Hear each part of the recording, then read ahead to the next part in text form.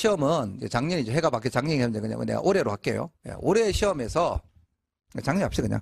작년 시험에서 사실은 이제 세계산 평이했어요. 세계산 평이하고 특히 뭐 중국산은 정말 1년 만에 그렇게 바뀔 수 있어. 뭐 트럼프도 아니고 말이야. 맨날 바꿔 진짜 맨날 바꿔. 이게 무슨 기준선이 있어야 될 거 아니야. 이게 지 마음대로야 이게 지 마음대로야. 그래서 이제 예상은 했죠. 작년만큼 재작년이죠. 재작년만큼 중국산은 어렵지 않을 것이다. 그건 좀 평이하게 낼 거다. 그래도 혹시 모르니까 어렵게 공부해야 된다. 그리고 만약에 중국산 쉽게 나오면 어디죠? 서양산 약간 좀 난이도 높아질 거다 했는데 그래도 물론 이제 재세례파 문제 좀 어렵지만 전반적으로 평이했어요. 그리고 상대 이제 뭐가 어렵죠? 한국사가 좀 어려웠죠. 그죠? 거기서 점수 차이 났고 또 평이하든 쉽든 점수 따야 될 때 따야 돼요. 아까도 말한 이걸 4점을 못 따면 이게 이제 문제가 생긴단 말이에요. 한번 봅시다. 자, 12표법에 전해지는 가장 훌륭한 법 두 가지는 불공정한 특권을 금지한 거. 흔히 말하는 이제 귀족이 특권을 금지했다 이거죠. 그래서 우리가 흔히 말하는 평민권의 신장으로 보는 거죠. 그 다음 요거. 기억을 통하지 않고서는 사용을 다, 이건 모르지, 이거는. 이거 몰라요, 이거는. 뭐, 개론서에 있었으면 쓰겠지만, 개론서 없단 말이야. 저거 어디 있죠, 저거? 사료에 있는 서양사. 그것도 사료에 보면 있어, 사료에. 사료가 하야 봐야. 본문에도 없었는 걸 기억하는데, 있는지 잘 기억이 안 난다, 이거네. 본문에 있었는지, 이거네. 그렇고, 그 다음 요 키케로 좀 기억하셔야 되죠? 키케로는 유명한 책이 뭐죠? 법률론 또 국가론, 그 정도는 기억하셔야 돼요, 키케로. 누구의 반대파였죠? 예. 카이사르의 전형이 반대파잖아. 완전히 반대파였잖아, 키케로가. 카이사르 완전히 반대파였잖아. 전형이 공화파잖아, 공화파. 전형이 공화파. 자, 그 다음에 이제 이 일을 수행하기 위해서 4년이나 5년마다 중략 기억에서 선출된 니언의 임무는, 자, 여기 잘 보세요. 자, 니언 잘 보세요. 이거는 별로 안 어려워. 근데 이걸 못 쓴 사람이 많단 말이야. 니언의 임무는 과거에 집장관이 수행했던 업무들, 특히 선거, 조세, 병무 목적으로 작성되는 로마 시민의 공식 명부, 그다음 인구 자료, 인구 조사한 거 잘한 거야. 명부, 공식 인구자. 사람들 뭐 조사하는 거? 사람 숫자 세는 거, 이거 하는 거. 이게 뭐다? 이게 감찰관이에요. 캔소르라고 하는 거야. 근데 이게 어렵지가 않은데, 계속 지난주에 계속 이야기하잖아. 아무리 열심히 해도 시험 치기 전에 한 달 혹은 1, 2주 약간 하다가 이제 자기 막 필 꽂힌 거 막 달리다가 정작 중요한 거 놓치면, 그러면 이제 그냥 이 생각이 안 나요, 이게. 왜? 계속해서 양이 너무 많기 때문에. 그러니까 마지막에는 항상 우리 고등학교 수험하고 똑같은 이야기 했잖아. 자, 고등학교 수험생들 뭐라고 이야기한다? 신기하고 새롭고 놀라운 거 하지 마시고 뭐 한다? 했던 거 한다. 기출문제 다시 정리한다. 봤던 거 다시 본다. 괜히 막 나올 것 같은 거 뒤지고 다니지 말고. 별로 안 나온다. 그죠? 운이 좋아가지고 그거 하나 맞춰봐야 뭐 다른 거 기본이 틀리면 무슨 소용이 있어요. 이게 안 어렵다. 만약에 그러니까 요때쯤에 한 5, 6일 전에만 한번 그냥 로마서 한번 전체 총정리해야지. 그렇지. 기본도 있네. 여기. 그렇지. 4개 정무관들이 이제 4개가 있고 법무관이 있고 그다음에 이제 뭐 에틸레라는 조용관이 있고 그렇지. 요거만 보고 갔어도 쓴단 말이야. 근데 그거는 이제 몰라서 그런 게 아니고 알았는데 다른 거 들어오다 다 날아가가지고 흐리부리 하고 있는데 갑자기 뭐지? 이래 되는 거지. 그리고 이 사료가 좀 쉬웠으면 또 이것도 별로 안 어려웠을 거예요. 요거는 잘 모르겠고. 그러니까 조금 힘든데, 갑자기 인구조사가 뭐였더라? 이게 뭐지? 인구조사 뭐더라? 근데 막 조영관이 막 건물 짓고 그러니까 건물 지으면 사람도 조사해야 되겠지? 한참 생각해가지고 막 이제 에딜레 쓰고 막 그러는 거야. 틀리는 거지, 이제 그러면. 그리고 이제 하이겔하임 로마사는 이게 원사료는 아니에요. 하이겔하임 사람이 독일 사람이고 이게 지금 한 100년 전쯤에 유명한 이제 몸제나 하이겔하임이 유명한 역사가긴 해. 근데 이게 지금 뭐 이제 100년도 안 됐어요. 이 사람이 한 60, 70년밖에 안 된 거래요. 그러니까 리비우스 로마사처럼 당대에 로마시에 살았던 사람이 아니에요. 요즘 사람이에요, 요즘 사람. 몸제니한 사람도 그렇고, 걔도 유명한 사람이거든요. 걔도 그렇고, 하여 유명한 사람이긴 한데 이 사람이 200년, 300년, 500년 전 사람이 아니고 한 100년 전후 사람이에요. 그러니까 원사료는 아니에요, 원사료는. 원사료는 아니에요. 그 다음에 여기 보죠. 자, 10인위원회. 자, 내가 수업시간 보니까 10인위원회 설명 별로 안 했더라고. 12표법만 설명을 열심히 하고 10인위원회 별로 강조 안 했더라고. 내 잘못도 있어요. 이것도 좀 강조했어야 되는데. 이게 10인위원회가 뭐냐면, 자, 사료를 있는 서양사에 굉장히 설명이 잘 돼 있어요. 12표법을 만들기 위해서. 이게 이제 왜냐하면 이제 그런 여러 가지 불만들이 막 자꾸 나타나잖아. 그죠? 예. 그러니까 이제 그 여러 가지 불만들을 정리하기 위해서 법률을 만들기 위해서 위원회 만들. 그게 12인위원회예요. 그리고 이 12인위원회가 준비해서 만든 게 뭐다? 그게 12표법이에요. 자, 그래서 12인위원회는 12개의 표를 법률로 가진 최고의 정의와 예지로 작성한 나자 자신들을 대신할 다음 해의 다른 10인위원을 선출하였다. 이들은 불공정한 법을 담은 2개의 법을 추가하였는데 그중 1개의 표에 기록된 내용은 다음과 같다. 그리고 이는 훗날 리얼에 의해서 폐지되었다. 자, 그러면 이제 리얼이 나오는 거잖아요. 이거는 안 어려워요, 이거는. 자, 원로원은 리얼으로 귀족의 혈통을 더럽힐 뿐만 아니라 귀족 가문의 세습 권리와 특권도 사라지게 주장하면서 강력하게 발표했다. 자, 귀족의 혈통이 들어오진다. 그럼 뭐야? 귀족과 결혼하는 걸 반대했다는 이야기 아닙니까? 그죠? 그게 12표법에 있다는 거고. 그럼 그 12표법, 귀족하고 결혼하는 걸 방지하기 위한 만든 게 뭐다? 그게 카룰레이우스라 해줬고, 카룰레이아로 해줘요. 똑같은 거, 사람 이름이야. 카룰레이우스라는 사람이 있었어요. 그래서 그게 원래 라틴어 발음에 가깝게 발음하면 카룰레이우스가 되는 거고, 그걸 영어식으로 발음하면 카룰레이아가 되는 거야. 근데 서양사 개론에는 그냥 카룰레이아로 돼 있고, 정확히 말하면 서양사 개론이 없고, 서양사 총론에 있죠. 서양사 총론에 카룰레이아로 돼 있다고. 근데 사료 있는 서양사에 보면 카룰레이우스라고 돼 있어요. 2개 다 돼요. 이래서 저래서 똑같아. 라틴어 발음에 좀 더 충실하느냐, 영어식 발음을 했냐, 그 차이만 있는 거예요. 요건 별로 안 어려웠어요. 이것까지 못 쓰면 이건 심각한 거고. 그러니까 최소 2점이고요. 무조건 4점 받아. 이건 4점 받아야 돼요. 최악의 경우에도 3점은 받으셔야 돼. 안 그러면 이게 여기서 이제 가랑비에 옷 젖는다고 4점 받아야 돼 3점 받고 뭐 이렇게 하나씩 받으면 여기 나중에 보면 이 점수가 커요. 그냥 한 주제를 황창 날린 건 없는데 그리고 이상하게 마이너스 1점, 2점, 1점 이렇게 해보면 이게 또 모인다고 이렇게. 그게 그러면 또 10몇 점 날라가 있어. 그러면 이제 이건 아니지. 이번 시험 같은 경우는 무조건 30점 이상 받아야 되고요. 30 한 3, 4점은 받아야 합격권이에요, 사실은. 올해 이제 이 세계사 기준하면 무조건 30점 넘겼어야 돼요. 30점 못 넘기면 힘들어요, 그러면. 시험이 쉬워서 그런 거예요. 원래 시험이 어려우면 30점 넘기면 굉장히 잘하는 거예요. 25점만 넘겨도 합격 가능성이 높아요. 시험이 어려울 때는. 근데 시험이 너무 전체적으로 평이해서 그런 거예요, 평이해서. 실수하시면 안 돼요. 자, 그래서 한번 봅시다. 이건 한번 다 읽으면서 한 번만 더 봅시다. 위에 답은 알고 있느냐, 잘 보세요. 자, 켄투리안, 여러분 너무 잘 알고 있는 세르비우스 군제기예요. 너무 잘 알고 계시죠? 이거 설명 안 할게요. 세르비우스 군제기후에 출연했고 193개의 백인대, 다른 말로 켄투리아를 기반으로 했고 켄투리아의 권력이 강화되면서 기존에 있었던 꾸리아, 기억해줘 이거. 원래 꾸리아 힘이 약해야 되는 거죠. 자, 그럼 켄투리아는 뭘 했느냐? 그대로 다 기억하셔야 됩니다. 전쟁이나 화친, 국왕선주 안건에 투표하였으며, 그러니까 트레비스 평민회 혹은 트레비스 인민회, 평민회가 권력이 강해전까지 전부 다 모든 걸 누가 지고 있는 거야? 켄투리아가 지고 있는 거야. 아주 초창기에 꾸리아가 잠깐 있었던 거고, 바로 힘이 약해지는 거고. 그러니까 트레비스 평민회가 힘이 세기 전까지 모든 걸 누가 장악했다? 켄투리아. 켄투리아가 그냥 민회야, 민회. 우리가 흔히 말하는 그리스의 민회라고. 두 번째, 집정관을 포함한 정무관을 선출하였습니다. 이게 제일 중요한 이야기예요, 이게. 하였으며 또한 평민에 대한 사형 선고는 켄투리아의 도. 요거는 개론성이 없는 거죠. 여기까지는 좀 어렵죠, 사실은. 요것도 알고 있으면 좋은데 여기까지 가기에는 좀 힘들어요. 그렇지만 1번, 2번은 반드시 외웠어야 되는 거지. 자, 내가 좀 이따 또 이제 그 캔소리 이야기 또 자세하게 할 건데 미리 한번 봅시다. 로마의 감찰관 캔소리는 좀 이따 설명을 해드리면 우리가 흔히 말하는 법무관, 재무관, 집정관은 기본적으로 임기가 몇 년? 1년짜리야. 이거는 흔히 말하는 상근직. 정규직이고 약간의 뭐 있다? 비정규직이 있는 거죠. 그게 2개가 있는 거예요. 하나는 뭐? 독재관. 또 하나가 뭐? 캔소리. 이게 요 라인에 벗어나 있는 거예요. 특별관이라 보셔도 되고요. 비정규직으로 보셔도 돼요. 약간 이제 임기가 1년이 아니고 얘 보통 5년짜리 돼, 얘들은. 좀 임기가 달라요. 자, 그래서 자, 로마의 감찰관 캔소르는 5년마다 2명을 선출하여 18개월 동안 임기할 때 이런 건 안 해도 괜찮아요. 듣기 맞습니다. 핵심이 이거죠. 감찰을 처리하면 자, 1번 집정관의 경력이 있거나 어떻게 보면 집정관도 세다 볼 수 있어요. 어떻게 보면. 그러니까 내가 좀 이따 관직의 사다리 설명할 거거든요. 관직 올라가는 사다리 순서가 있어요. 그걸 외울 필요는 없는데 관직 사다리 있어요. 밑에서 쭉쭉 올라가는 게 있어요.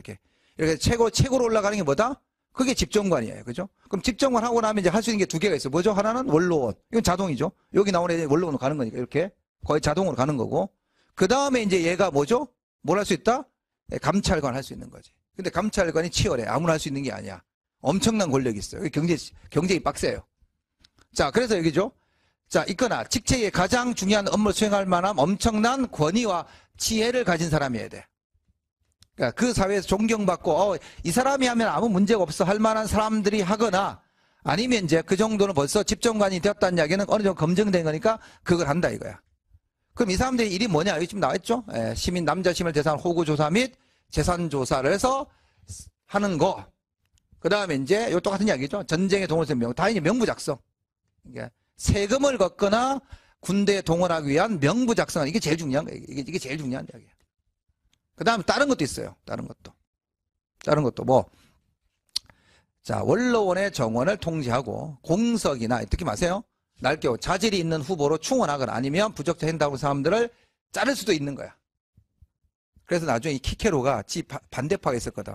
그게 꼴보기 싫은 거야. 그래서 이제 약간 품위 유지 안 됐다 이래 자르는 거야. 지금 그 자료도 있어요. 키케로가 그래서 자기 반대한 애가 있었는데 걔가 이제 이쪽에 뭐 이제 애인을 뒀거든요. 아니 뭐 이 당시 로마 귀족 다 있었는데 다 지들도 해놓고는 괜히 그걸 시비 걸어가지고 걔를 잘라요. 걔가 막 성질 퍽퍽 내고 그래요. 이건 읽고 지나가시면 되고. 그 다음에 여기 또 나왔죠? 감찰관이 요건 듣기 마세요. 여기 세 번째가 뭐냐? 이게 2번이고, 1번은 요거고, 2번이고, 3번도 있죠, 3번. 국가가 맺은 계약을 감독했고, 로마 시민에 대한 신대호의 공식 기도문, 이런 것도 이제 개론서 밖에 있는 이야기죠. 개론서 바깥에 있는 이야기야. 그러니까 개론서에 있는 이야기는 딱 1번만 있어, 개론서에 있는 이야기는. 2번, 3번은 개론서를 좀 벗어나는 좀 자세한 책이 있는 이야기예요. 듣고만 지나가세요. 뭐, 성경 PCP 부분 굳이 안 들으겠습니다. 그건 뭐, 너무 잘 아는 거니까. 자, 천천히 한번 봅시다. 자, 집정관, 이제 2인에 선출된 콘술은 켄투리아 귀족주에서 선출했고, 원래 그렇게 했는 건 나중에 무슨 리키우니우스, 섹스티우스를 통해서 이제 평민도 하게 되는 거죠. 자, 그래서 이제 여기 나와 있죠. 행정권, 군사권을 장하고 민회를 소집할 수 있는 권한이 있다. 그리고 국가 비상시 한사를 6개월 독재를 임명하는 것도 가능했다. 그죠? 그 다음 이제 요거, 자, 보세요. 자, 법무관, 사법부를 관장했고, 법무관이 이제 집정관 바로 밑에 제일 위에 있는 거예요. 법무관. 그 다음에 조영관. 공공 건물을 관장하고 경기 및 축제 관장하는 거. 그게 조영관. 이게 이름 여러 개예요. 조영관이라고 하기도 하고, 뭐, 관리관이라고 하기도 하고, 에딜레라 부르기도 하고, 아딜레이스라고 부르고, 에딜레는 영어식 발음. 아딜레이스는, 라틴어 발음. 편한 거 하시면 돼요. 조영관 외우든, 에딜레를 외우든 상관없습니다. 그 다음 재무관은 이제 돈 담당이죠. 뭐 간단하게 돈 담당. 자, 감찰관, 지금 했죠, 감찰관. 지금 했는 감찰관. 캔소르. 자, 그래서 임기는 원래 1년인데 감찰관만 몇 년이다? 5년이다. 그리고 기본적으로 민회에 설치된다. 요 민회는 뭘 말하죠? 켄투리아를 말하는 거. 여기서 말하는 민회는. 자, 호민관은 우리 설명할 필요 없어요. 워낙 많아요. 트리비스 평민회에서 선출되고, 주재하고 평민회 정무관들을 이제 뭐 견제할 수 있는 거죠. 그리고 임기는 1년이었고, 이게 호민관이 한 명 아니에요. 이게 점점 늘어서 나중에 12명인가 뭐 되나 뭐 그렇게 돼요. 한 평균 한 10명씩 있어요, 10명. 한 명을 생각하시면 안 돼요. 몇 명이라고. 뭐, 호민관 설명 안 해도 될 거니까. 됐고, 자, 요건 잠깐 놔두시고요. 잠깐 놔두시고, 문제부터 먼저 한번 봅시다. 문제.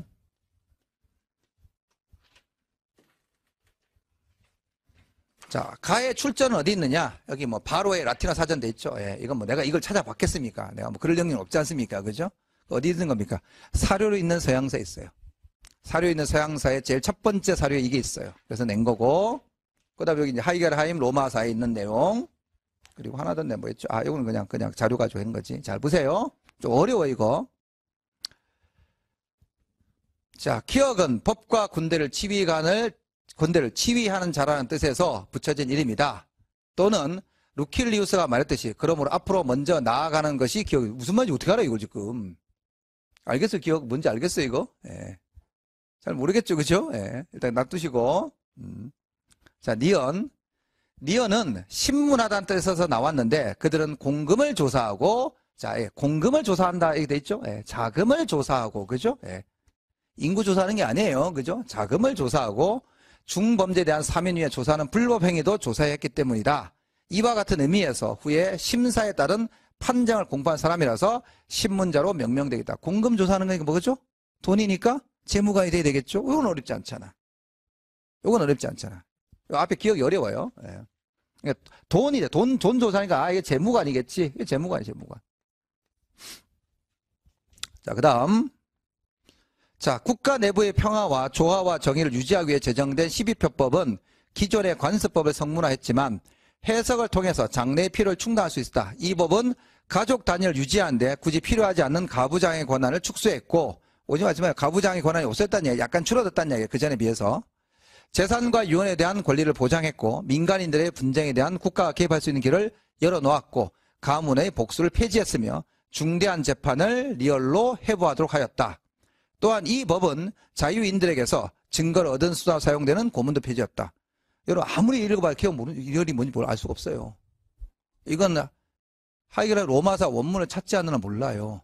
뭘 것 같아요? 켄투리아해야. 중대한 재판이 뭐다? 사람 목숨. 사형제도. 이거 어떻게 알아요, 여러분이? 이건 틀리라고 낸 거야, 내가. 진짜. 이건 농담에 그냥 틀리라고 낸 거야, 틀리라고 낸 거예요. 틀리라고. 몰라요, 이건. 이게 켄투리아예요. 그래서 중대한 재판을. 이게 12표법은 언제 만들어져요? 흔히 여러분 성산사건이라고 얼마 안 지났어요, 그죠? 연도네, 지금 연도 기억 안 나네. 연도 한번 보자. 연도가 몇 년이었지? 연대 성산. 보면, 그죠? 예. BC 451년이에요. 그러니까 성산사건으로부터 40년밖에 안 지났어요. 흔히 여러분이 알고 있는 뭐 리키우니스 엑스티피스법, 이거 뭐 367년이고, 가장 유명한 호르텐시우스법 있죠? 287년이라고. 연도를 외우라는 게 아니에요. 그러니까 12표법부터 호르텐시우스법 200년이 지나야 돼, 200년이야. 그러니까 호르텐시우스법이 만들어지고 이럴 때쯤 되면, 아니면 리키우니스 엑스티피스법이 만들어지고 되면, 그때는 평민의 권한이 상당히 많이 세진 거예요. 근데 이거 지금 평민의 권한이 세지기 전 이야기를 하고 있는 거냐. 12표법이 만들어져 그 정도의 유력한 권리를 가진 네가 어디겠어? 그럼 켄투리아지. 그렇게 찾는 거야. 그렇게 생각 쓰라는 거야. 그렇지만 이거는 이제 추론이 그렇게 되는 거지. 이건 원문을 알고 있지 않으면 쓰기 힘들어요. 이건 틀리라고 낸 거예요. 틀려도 괜찮아요. 예. 리얼은 반드시 쓰셔야 돼요. 리얼은 반드시 써야 되고, 리얼은 틀려도 괜찮아요. 그 다음, 요거 사기 전에 문제 뭐였죠? 관적 쓰고, 티것을 제정하기, 티것. 자, 12표법을 제정하기 위해서 만든 뭐죠? 12위원회 쓰라는 거죠. 예, 12표법을 제정하기 위한 만든 것보다 12위원회 쓰라는 이야기야. 12위원회. 그것도 쓰셔야 돼, 이제 12위원회 정도는. 기출문제 안 나와서 모르겠는데 기출문제 나왔잖아.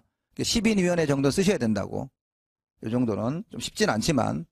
그 다음 이것도 마찬가지. 이것도 틀리라고 낸 거예요. 왜 틀리라고 낸 거냐면, 개론서에 없어요, 이게. 어디 있죠? 사료에 있는 서양사에 있어요. 그래서 보시면, 자, 기원전 367년에 제정된 리키니우스 엑스법에서 콘술직을 최고 관직을 복귀시키는 대신에 한 명은 귀족 중에 선출하게 하고 한 명은 평민이 한다. 그러니 이제 귀족 입장에서 양보하는 거죠. 그럼 귀족도 양보해서 뭐 받은 게 있을 거 아니야. 받은 게 뭐냐 이거지. 보상받은 게 뭐냐 이거야. 개론수 없어요. 틀려도 돼.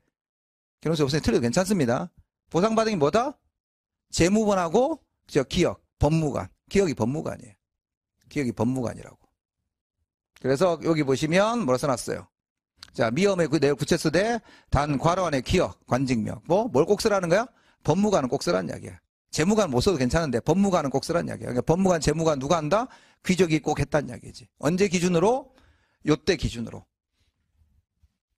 자, 그래서 뭘 먼저 볼 거냐면 요걸 먼저 볼게요. 요거.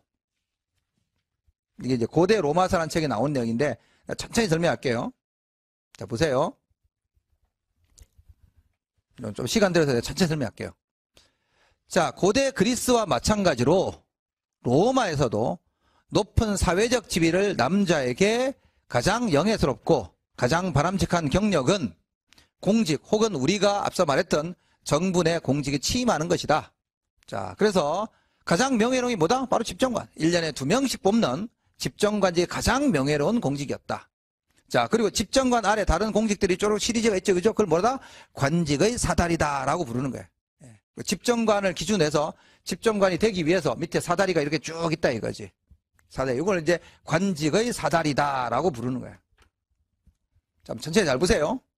자, 또한 선출 사제직인데, 사제직 신경 쓰지 마세요. 사제. 공직 말고, 사제들 있죠, 그죠? 예, 그 성직자들도 있었다. 그건 신경 쓰지 마세요. 그건 신경 쓰지 마시고. 자, 그러면 여기서부터 이제 봅시다. 자, 재력과, 영으로 유권자들의 환심을 살 수 있는 야심찬 로마인들은 선거에서 이김으로써 이 사대를 하나씩 타고 올라가 최고 관직 어디? 예, 집정관까지 올라갔다 이거죠. 이런 사람은 자 20살 이제 맨 처음 스타트를 하는 거야. 맨 처음 어떻게 스타트를 했냐? 20살쯤 되면 군사 원정에 나가서 한 10년 정도 참전하는 거다. 그 어디서 만든 거죠? 그 넷플릭스에서 어디 만들었나? 그 카이사르 다룬 거 있어요. 나는 그거 못 봤어. 시간이 없어. 그걸 언제 보고 있어. 근데 그거 요약본 20분, 30분짜리 있어요. 딱 앞에 제일 먼저 시작할 때 이렇게 나오지. 제일 먼저 이제 병사 명당 나오면서 뭐죠? 아, 자기는 이제 자기 집안을 일으켜 세우는 것보다, 몰락한 자기 일으켜 세우는 것보다 군대에 나가서 큰 공을 세우는 거다. 라면 등장. 걔가 이제 카이사르야, 시저야. 그래서 막 목숨 걸고 싸우고 뭐 이렇게 해서 승승장구하는 걸 이렇게 나와요. 그게. 그 앞부분 좀 보면. 그 이야기 하는 거야, 이제. 누구나 다 로마에서 자, 나가려면 제일 먼저 전쟁터부터 나가야 된다. 그래서 한 10년 동안 전쟁터에서 이제 속된 말로 이제 구르는 거야, 이제. 그때 이제 주로 어떤 사람을 따라갔냐. 여기 우리 흔히 말하는 이제 클리엔테스하고 클리엔테이지. 피보호 관계지. 자기 가문 중에 유력한 사람 밑에 들어가는 거지. 여기 보면. 이때는 자신보다, 아이고, 미안합니다. 나이가 많은 친척이나 친구의 참모진에 보조 장교로 임명되는 거지. 이렇게 해서 한 10년 구르는 거죠. 이 과정에서 이제 안 죽고 살아남고 공을 잘 세우면 이제 로마에서 유명해지기 시작하는 거죠. 그럼 그 다음에 이제 뭐 하냐. 이제 여기서부터 1번이에요. 1번. 가장 낮은 직은 뭐다? 재무관지. 재무관. 여기 약간 번역이 달라서는데 내가 원문대로 그냥 놔뒀어요. 그냥. 내 마음대로 막 고치려고 하다가. 근데 이 원문대로 내가 옮기는 거야. 재무관직 혹은 재무관. 자, 이 관직에 취임하려면 이제 재무관. 자, 취임한 후보 대체로 20대 후반에 30초. 왜냐면 한 20살 언저리 돼가지고 군대 가서 한 10년 정도 하면 이제 20대 후반에 30대 초반이 되겠죠? 예, 걔들이 제일 먼저 지원한다 이거야. 재무관은 이 직급에서 1년간 봉사하는 동안 다양한 재무 행정을 수행한다. 그죠? 아까 봤던 뭐 공금 조사하고 이런 거 하는 거겠죠? 자, 어떤 거냐? 여기 나와 있죠? 수도의 국고, 전쟁 중인 사령관들, 로마가 기원전 3세에 설치해서 여러 가지 해외 속주들 정부 등에서 핵심이죠. 국가의 세입과 세출에 관한 소홀한 부분이 없는지 재무적인 면에서 감찰한다. 그죠? 말 그대로 돈. 자, 나중에 재원이 어느 정도 지나자 관직의 사달의 중간 직급에 취임하는 자들의 연령을 법으로 규정하게 됐다. 그래서 술라가 이렇게 해가지고 이제 나이를 정했다는 이야기죠. 신경 쓰지 마시고 그 다음 보셔야 돼. 자, 1번 재무관, 2번이 뭐다? 여기는 토목건축관리관 어려워요. 다른 말로 아딜레. 아니면 우리 아까 했던 말로 하면 조영관. 아까 우리가 했던 말로 하면 조영관. 제일 아래쪽이 재무관, 2번이 이제 조영관이 있다는 이야기예요. 이 직급은 로마의 거리, 하수도, 신전, 시장, 기타 공공사업 유지, 보수하는 까다로운 업무를 수행했다. 콜로세움 관리하는 것도 얘들이 하는 거야, 이제. 공중 목욕탕 관리 이런 것도 얘들이 다 하는 거야. 그게 이제 뭐다? 조영관이다, 이거, 조영관. 에딜레다, 이거지. 자, 그 다음에 이제 누가 있냐? 예, 여기는 사법행정관이 돼 있는데, 이게 법무관이에요. 여기는 사법행정관이 돼 있는데, 이게 법무관이에요, 법무관. 법무관 다음에 뭐다? 이제 집정관인 거지. 그럼 제일 밑에 재무관, 조영관, 그리고 법무관. 이렇게 있는 거예요. 자, 여기죠. 자, 이 직책은 집정관 다음으로 지체가 가장 높은 행정관직이었다. 자, 법무관은 평소에 법적 판결, 여기 나오죠? 법적인 판결을 내리거나, 이것도 재밌는 게 나오죠? 예. 요거. 예. 전쟁에 나가서 군대를 지휘하는 등 군사적 업무도 하는 거죠. 그래서 법무관으로 선출되는 자가 재무가 훨씬 작았기 때문에 이 직급을 둘러싼 경쟁은 더욱더 치열했겠죠. 그죠? 예. 자, 그래서 법무관이 지닌 가장 큰 권위는 군병력을 지휘하라는 역할에서 나왔다. 군사적 지휘자로서 거둔 성공은 곧 로마 사회 내에서 가장 높은 지위를 보장해 주었기 때문이다. 법무관으로서 성공을 거두고 유권자의 폭넓은 지지를 얻은 사람만이 집정관이 될 수 있다. 이가. 그러니까 법무관이 다 집정되는 게 아니에요. 그 중에 진짜 싸움도 잘하고 뭐 이렇게 해내만 되는 거지 이제. 뭐 집정관은 뭐 여러분 너무 잘 알고 있으니까 그냥 지금 눈을 한번 쭉 읽어보세요. 그냥 내가 굳이 안 읽겠습니다. 눈을 읽어보시면 되니까. 그래서 나중에 해외로 가기도 하고 지방 그 속주 총독으로 가기도 한다 이거죠. 집정관들은. 천천히 읽어보시면 돼요. 그 집정관은 이제 술라가 이제 나이도 정해서 이제 최소 42살 돼야 돼. 뭐 이렇게 정하게 했다는 거지. 이 당시 로마는 집정관 되려면 전쟁에서 안 죽어야 되고 오래 살아야 돼요. 요새 평균 연령 아시죠? 그죠? 평균 연령. 예. 자, 그 다음에 여기 보세요. 자, 로마의 국제는 자, 또한 독재관과 감찰관이라고 하는 특별한 비일련직, 1년이 아닌 직책이 있었다 이거야. 1년이 아닌 직책. 독재관은 원래 몇 개월이죠? 6개월. 그 다음에 감찰관 아까 나왔죠? 캔소르 몇 년? 5년이었잖아. 자, 이 직책들은 관직 사다리에 포함되지 않는 게 별도로 내는 거야. 별도. 요, 내가 지금 말한 이제 맨 밑에 있었던 재무관, 조영관, 법무관 올라간 이 사다리 말고 딴 데로 별도 처리됐다는 이야기죠. 자, 여기다 했죠? 자, 한번 봅시다. 감찰관의 경우, 캔소르의 경우 5년마다 2명을 선출하여 18개월 동안 봉직하였고, 이 관제 취임하려면, 자, 여기 나왔죠? 아까 했죠? 집정관의, 아까 읽었던 그거예요. 그대로 그거 이야기예요. 아까 봤던 그 문장 여기서 그대로 가져온 거예요. 호구 및 재산 조사하는 거, 제일 중요한 거, 호구 및 재산 조사하는 거, 그 다음 명부 작성하는 거, 그 다음 뭐 할 수 있다? 원로원을 통제할 수도 있고, 그죠? 원로원에 결혼이 생기면 충원하는 것도 가능하고, 그리고 문제 있는 원로원을 자를 권한도 있고, 얼마나 대단한 권 아닙니까? 그죠? 그리고 뭐 제사 지내 것들 때 이게 뭐 기도문도 다시 다듬는 기능이 있고. 그 다음 독재관은 뭐 내가 설명 안 해도 되죠. 독재는 여러분 잘 알고 있는 거니까. 전체 읽어보세요, 그냥 독재는. 그래서 독재 최장이 몇 년이었다? 6개월이었다 이거지. 이거보다 조금 더 간결하면서 있는 글이 다 교재 있어요. 이거 여기 있어요, 여기. 예, 로마 공화정이라는 책이 있는데 그대로 있어요. 한 번 더 읽어보세요, 여기. 여기 본문이 한 번 더 읽어보세요. 거기 조금 더 간결해요. 여기 좀 더 자세하고. 자, 요 정도 보시고, 그 다음에 이제 앞으로 요거 갑시다. 요거 읽어야 될 거.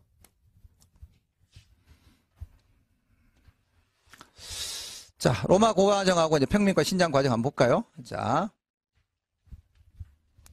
태어난 공화정이 위기를 넘겨서 공세로 전환하면, 아까 베이죠, 베이, 어디? 에트루리아 베이. 그 북쪽에서 그 에트루리아, 그 베이야, 베이. 듣기 마세요. 에트루리아 베이에 대한 정복으로 중요한 변화가 일어났다. 로물루스 이래로 이 유게라의 헤르디움은 7 유게라 분배로 바뀌어. 이게 땅 분배하는 거예요. 이게 2에서 7로 바뀌었다는 이야기죠. 이것이 이후 로마 시민에 대한 토지 분배 기준을 잡았다. 이것은 귀족에 대한 평민의 단호한 대처가 있었기 때문에 가능하다. 자, 여기서 보세요. 자, 평민들은 잇따른 정복 전쟁에서 자신의 가치를 확인하는 한편 자신의 희생에 대한 강력한 대가를 요구하였고, 이는 공유지에 집중되었다. 자, 평민들은, 그죠? 정복한 토지에 대한 요구를 강화하는 한편 귀족의 공유지에 대한 권한을 위축시켜 나갔다. 이러한 배경을 이해하려면 당시 있었던 이제 신분 갈등을 이제 처음부터 한번 살펴보자 이거죠. 자, 마침내 평민은 귀족에 대한 대항세로 자리를 잡았고, 처음엔 미약했지만 시간이 지나면서 강력한 세력이 되고, 그 과정에서 나오죠. 12표법을 비롯한 일련의 입법 과정을 통해서 기원전 367년 콘술직 피선거권이 열림으로써 무슨 법? 리큐니우스 섹스티우스 법에 의해서 평민이 명실상부한 시민이 되었고, 시민은 시민으로서의 권리를 향유하는 자이므로 법적인 면에서 모두 동도할 수 있으나 현실에서는 당연히 뭐다? 불평등했다는 이야기죠. 자, 여기서 재밌는 표현이야. 로마에서는 이러한 현실적 불평등을 없애기보다 어떻게 했다? 이걸 오히려 제도화시켰다 이거야. 속되면 네가 꼭 올라와. 예, 그런 식으로 바꿨다는 이야기죠. 예. 자, 그렇기 위해서는 정당화가 필요했다. 일종의 평등하다고 보는 이념인데, 이른바 기하학적 평등보다 비례적 평등. 우리 맨날 이제 형식적 평등 혹은 실질적 평등 이야기하는 거지. 예, 그 이야기 논쟁이 있었다는 거야. 자, 이는 그리스에서 플라톤과 아리스토텔레스 이래로 정치철에 차용되었는데, 로마에서도 왕정기 이른바 센서스 혹은 호구 조사가 실시되기에 이른다. 자, 됐죠? 로마 시민은 모두 이 조사에 응한, 자, 이 조사내가 누구죠? 감찰관이 아까 인구 조사하는 거. 자, 그래서 시민의 명단에 오른 사람입니다. 그러므로 평민은 위에서 언급한 혈연 귀족과 관직 귀족을 제외한 모든 시민을 포함한다. 이것을 통해서 확립된 것이 개인의 사적 소유권이며, 이것이 지상의 법으로서 로마사에 특정 짓는다. 자, 크게 보면 사적 소유는 종래의 귀족의 전유에 대한, 이 사적 소유의 의미가 뭐냐? 귀족들의 사적 소유를 보장해 주려고 만든 게 아니다. 이 말이에요. 지금 여기 이 글은 평민의 재산을 수호하고 모든 재산이 국가의 유지와 관련해서 천명하게 된다 이거죠. 우리가 일반적으로 보통 사적 소유 막 하고 이러면 이제 근현대에서 막 할 때 뭐 마르크스가 사적 소유를 비판하고 이럴 때 뭡니까? 이 가진 자들 걸 막 부르주아를 비판하려고 이렇게 뭐 그렇게 알고 있잖아. 그런데 로마에서 사적 소유라는 개념은 오히려 그게 아니라 귀족들이 가지고 있는 공유지가 너무 많은데 그걸 평민에 달라고 할 때 이거를 견제하기 위한 수단으로서 평민의 사적 소유를 허용해 줬다는 이야기예요. 그 이야기라고 지금. 자, 이것은 결국 신분투쟁에서 로마에서 신분투쟁 평민이 이겼기 때문에 가능했다는 거야. 자, 그러면 이 호구조를 왜 했느냐? 우리 다 알고 있는 이야기가 첫째, 군사적 목적으로 징집 명부를 만들기 위하고, 조세자 하기 위해서 납세자 명단을 만들기 위한 거고, 세 번째 뭐? 투표 명단을 확보하기 위한 거지. 당연한 거 아닙니까? 그죠? 예, 당연한 거 아닙니까? 그리고 이걸 누가 했다 아까? 캔소로 했다는 이야기고. 이를 위해서 로마는 평민을 5개만, 엄밀하면 뭐? 6개. 제일 위에 못 빼고, 제일 위에 기사계급 빼고, 그죠? 그 다음에 1, 2, 3, 4, 5 있고, 그 5 안에 못 들어가는 게 뭐야? 그게 프롤레타리아잖아. 그러니까 이렇게 치면 6개가 되는 거지. 기사까지 치면 7개가 되는 거고. 그러니까 세르비스의 군제개혁을 5개로 말해도 되고, 7개로 말해도 되고, 6개로 말해도 돼요. 기준을 어떻게 보내다 다 다른 거니까. 근데 일반적으로 우리는 뭐로 이야기한다? 제일 위에 기사 빼고, 프롤레타리아 빼고, 5개로 말하는 거지. 보통 일반적으로 그렇게 이야기하는 거지. 자, 그래서 이 기준은 여기 나와있죠? 자, 기준. 가진 재산의 규모와 도덕 및 시민의 자질이었다. 자, 그래서 이걸 업무를 하기 위해서 뭐 필요했다? 캔소르가 있었다, 캔소르. 5년마다 선출되는데, 예, 임기가 이제, 아까 18개월이라는데, 그제 한 달씩 보통 일했다는 이야기죠. 자, 이거죠. 이 직책은 콘술보다 어렵게 선출되고, 호구 조사의 중요성에서 전직 콘술이 맡았다, 일반적으로. 그죠? 잘 보셔야 되고, 그 다음 여기 또 봅시다. 자, 기원전 590년에 에투리의 마지막 왕, 얘를 좀 타키투스 쫓아낸 거죠. 이렇게 해서 됐고, 자, 여기 다음 여기서부터 봅시다. 자, 왕 대신 선출된 2인의 고위 정무관인 콘술 집정관들은, 자, 켄투리아 미네에서, 켄투리아 써놨잖아. 켄투리아 미네에서 혈통 귀족 출신자 중에서 선출되었고, 1년 임기 동안 서로 협의하면서 왕이 가지고 있었던 임페리움, 통치권을 행사했다.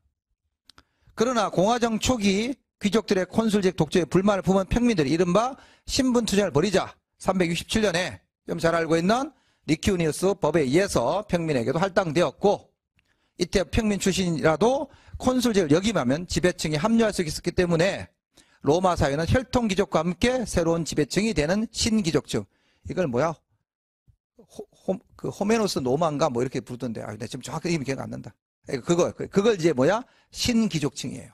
그걸 노빌라테스, 다 여러분이 알고 있는 말로 하면 노빌레스. 서양사 개론에서 이걸 노빌레스로 부르는 거야. 서양사. 이거 개념을 정확히 이해하셔야 돼. 원래 왕정 시기에 있었던 그 귀족들. 그리고 걔들은 계속 뭐하고 있다? 원로원에 계속 있는 거지. 그리고 그 귀족들 중 일부는 원로원을 구성하고 일부는 뭐다? 집정관을 계속해서 아까 우리 권력의 사다리 제일 맨날 다 장악했다는 거 아니야. 다 장악했다는 거잖아. 그죠? 그런데 이제 아까 리퀴누스법, 아까 문제를 보시면 리퀴누스법에 싸워가지고 콘술직 하나를 평민이 가져가니까 그럼 우리도 좀 독점을 하자. 그게 아까 뭐야? 법무관하고 재무관 우리가 할게. 그래, 그럼 그거 해. 된 거지. 그렇게 됐다는 거죠. 이 과정에서 평민들 중에 처음으로 집정관에 오른 집. 이건 이제 신흥귀족이 되는 거지. 신흥귀족. 그 신귀족 측, 신인 이렇게 불렀어요. 그러면서 얘들이 이제 원래 있었던 혈통귀족과 다르게 신귀족이 되는 거지. 그걸 노빌레타스 혹은 노빌레스라 부르는 거예요. 그럼 이해되시죠? 자, 그 다음 이제 민회는 정무관 선출, 입법상의 국가 중요 결정을 지닌 로마 인민의 총회였고, 정무관직의 피선거권이 혈통귀족이나 신귀족, 즉 노빌리타스, 노빌레스에 독점되긴 했지만 그들을 선출할 수 있는 것이 뭐였기 때문에 로마 인민이었기 때문에 로마 인민 주권의 원리가 실현됐다고도 볼 수 있다 이거지.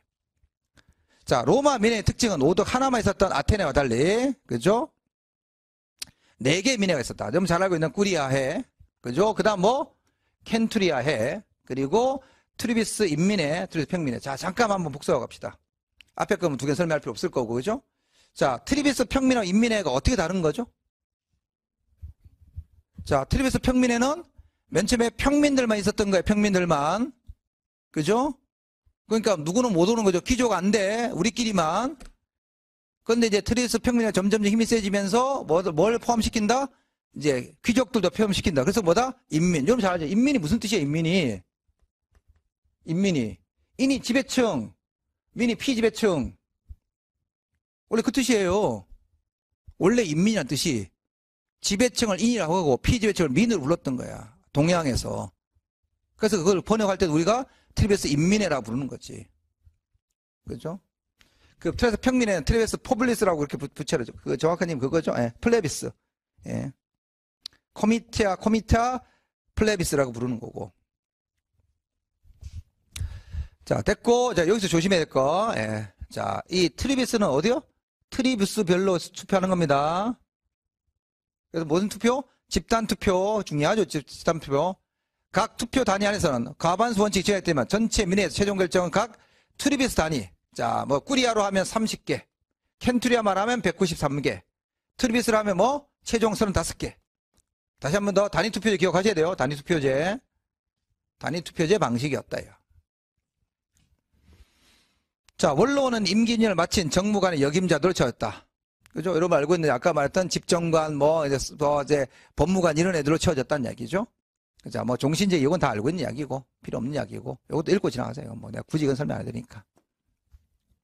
읽고 지나가시면 돼요. 천천히 한번 읽어보세요. 간단한 거니까. 그러면 이건 다 했죠, 그죠? 네, 이건 다 했고, 자, 그다음 2번 갑시다. 천천히 읽어보세요. 내가 기다릴게. 요걸 아까 안 읽었구나. 요걸 안 봤구나. 요거. 사료는 서양서에 나와 있는 이야기. 아까 말로 다 했던 이야기예요.